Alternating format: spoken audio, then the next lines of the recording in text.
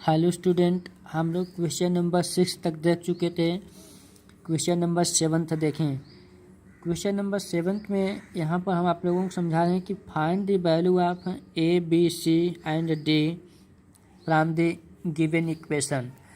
यहाँ पर देखिए मैट्रिक्स 2 इक्वल मैट्रिक्स गिवन है। अब इस 2 इक्वल मैट्रिक्स से ए और बी की वैल्यू फाइंड करना है। ठीक है, तो देखें यहाँ पर first matrix A minus B, 2a plus C, 2a minus B, 3c plus D. यह फर्स्ट मैट्रिक्स। सेकेंड मैट्रिक्स इस तरफ गिवन है -1, 5, 0 एंड 13। ठीक है, तो यह मैट्रिक्स इस मैट्रिक्स के इक्वल है, तो हम लोग जानते हैं कि इनके करस्पॉन्डिंग एलिमेंट भी इक्वल होंगे। ओके, तो कंपेयर करेंगे a minus B is equal to -1, 2a minus B is equal to 0, 2a plus C is equal to 5, 3c plus D is equal to 13। ठीक है, इस तरीके से equation first, second, third, fourth ये हमने बना लिए हैं। अब इन इक्वेशन को सॉल्व करके ए बी सी की वैल्यू फाइंड कर लेंगे। ठीक है, prime equation first and second. आप देखें कि फर्स्ट सेकेंड को जब हम सॉल्व करेंगे तो क्योंकि यहाँ पे माइनस बी, यहाँ भी माइनस बी है, यानी बी के कोफिशिएंट सेम है। तो A minus B is equal to -1, 2a minus B is equal to 0। ठीक है, जब इसको हम सब्ट्रैक्ट करेंगे तो ये माइनस, यह प्लस, यह भी माइनस हो जाएगा। प्लस माइनस से कैंसिल हुआ, -2a में से a माइनस करेंगे तो माइनस से इजकल टू -1, a की वैल्यू 1 मिला। ठीक है, तो आप देख रहे हैं कि a की वैल्यू 1 हुआ। इसी तरीके से हम लोगों को बी, सी और डी की वैल्यू भी फाइंड करना है। ठीक है, तो नेक्स्ट क्वेश्चन के लिए देखें।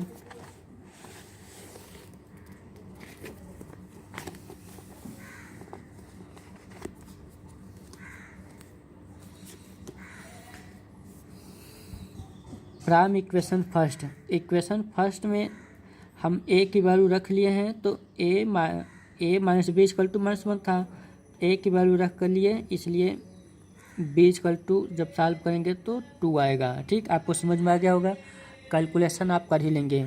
Okay, from equation third. Equation third में देखें, जब बी की वैल्यू मिल गया तो बी की वैल्यू इसमें रख करके सी की वैल्यू फाइंड कर लेंगे। और इसी तरीके से आप इक्वेशन नंबर फोर्थ को देखें। इक्वेशन नंबर फोर्थ में सी की वैल्यू यहाँ पर पुटअप कर लेंगे और डी की वैल्यू फाइंड कर लेंगे। तो इस तरीके से ए, बी, सी और डी की वैल्यू आप कंप्लीट फाइंड कर लेंगे। क्वेश्चन नंबर 8 देखें। A is equal to A I J M by N A J square matrix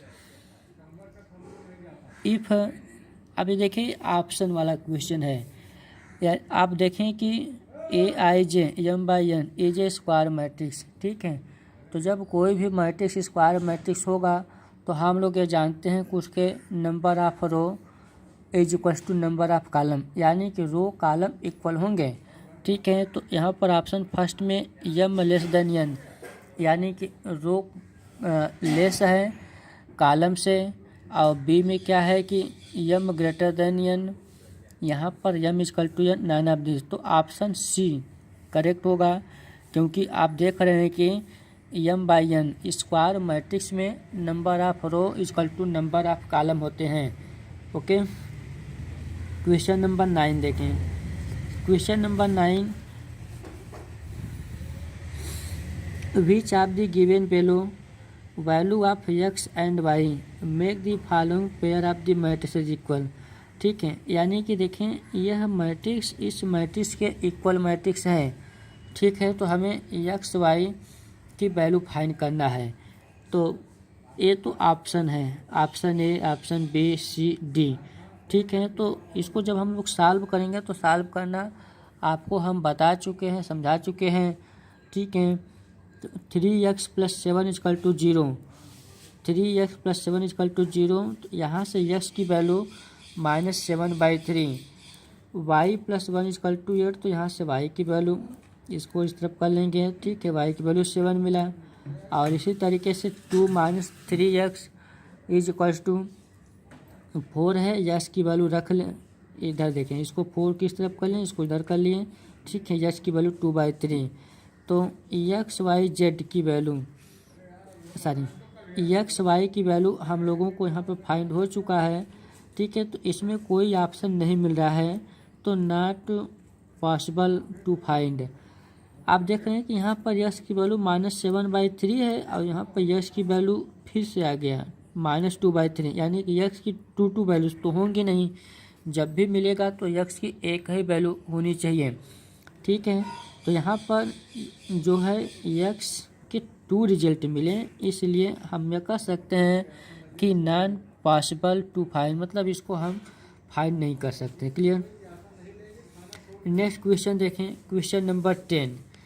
question number 10 यहाँ पर आपको दिख रहा होगा कि the number of all possible matrices of order 3/3 with each entry 0 और 1 इज, ठीक है। मतलब कि कितने number of all possible matrix, कितने number of all possible matrix हो सकते हैं ऑफ ऑर्डर 3/3 ऑर्डर के लिए, ठीक है। और विथ ईच एंट्री 0 और 1, मतलब कि उसमें हम लोगों को एलिमेंट जो है वह 0 और 1 से ही बनाना है, ठीक है। तो अब यहाँ पे देखिए, ऑप्शन नंबर फर्स्ट है A=27, B=18, C=81 and D=512 है, ठीक है। तो फोर्थ ऑप्शन गिवन है। तो अब आप देखें इसके सलूशन में कि by multiplication principle of required number of possible matrices 2 to the power 9 = 512, ठीक है। हम लोग यह क्लास 11th में परमुटेशन कम्बिनेशन में, ठीक है। तो परमुटेशन जब हम आप लोगों को बता रहे थे तो उस समय एक आपको यह मल्टीप्लिकेशन प्रिंसिपल के बारे में समझाए थे, ठीक है। कि जैसे मान लेते हैं कि कोई वर्क है, अगर वह m टाइप से हो सकता है, तो सेकेंड टाइम जब भी हम उस वर्क को कंप्लीट करेंगे तो n टाइप से होगा, p टाइप से होगा। तो जब हम मल्टीप्लिकेशन प्रिंसिपल को फॉलो करते हैं तो जितने भी नंबर ऑफ वर्क के वेज होते हैं उनका हम मल्टीप्लाई यानी प्रोडक्ट फॉर्म कर लेते हैं, ठीक है। तो अब यहाँ पर आप देख रहे हैं कि 3/3 की मैट्रिक्स है, इसका मतलब इसमें टोटल 9 एलिमेंट होने चाहिए, और जबकि इस 9 एलिमेंट को भरने के लिए हमको सिर्फ 0 1, ठीक है, 0 1 यही 2 एलिमेंट का है यूज करना है। तो अब आप देखें कि 0 1 मिला करके 2 एलिमेंट हुए, और टोटल 3/3 आर्डर के मैट्रिक्स में 9 एलिमेंट होंगे, ठीक है।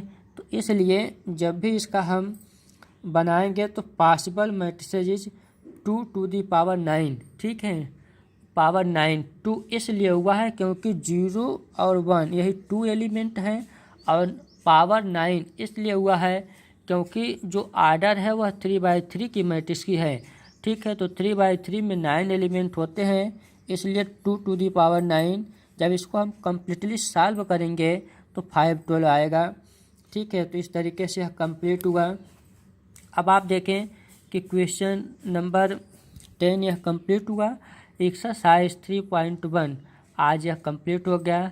अब नेक्स्ट वीडियो में जो भी हम आपको पढ़ाएंगे इसके आगे के क्वेश्चन पहले टाइप समझा लेंगे कि एडिशन ऑफ मैट्रिक्स क्या होता है, सब्ट्रैक्शन ऑफ मैट्रिक्स क्या होता है, ठीक है। और किसी भी मैट्रिक्स में जब हम किसी कांस्टेंट से मल्टीप्लाई करेंगे तो फिर रिजल्ट क्या होगा, और इसके बाद इसका हम मल्टीप्लिकेशन ऑफ मैट्रिक्स से समझाएंगे कि 2 मैट्रिक्स को जब हम मल्टीप्लाई कराएंगे तो फिर क्या रिजल्ट मिलेगा, कैसे उनको हम मल्टीप्लाई करते हैं, ठीक है। और एडिशन से रिलेटेड, मल्टीप्लिकेशन से रिलेटेड जो उसके प्रॉपर्टीज़ हैं, ठीक है। जैसे प्रॉपर्टीज़ का मीनिंग यह हुआ कि कम्यूटेटिव प्रॉपर्टी को होल्ड कर रहा है कि नहीं, या एसोसिएटिव प्रॉपर्टी को होल्ड कर रहा है या नहीं, ठीक है। इस तरीके से एडिशन और मल्टीप्लिकेशन दोनों से रिलेटेड जो उनके प्रॉपर्टीज़ हैं हम लोग उसके प्रॉपर्टीज़ को पढ़ेंगे, देखेंगे, ठीक है। आज के वीडियो में यहीं तक हम लोग देखते हैं, फिर नेक्स्ट वीडियो में आगे के क्वेश्चन होंगे। ओके।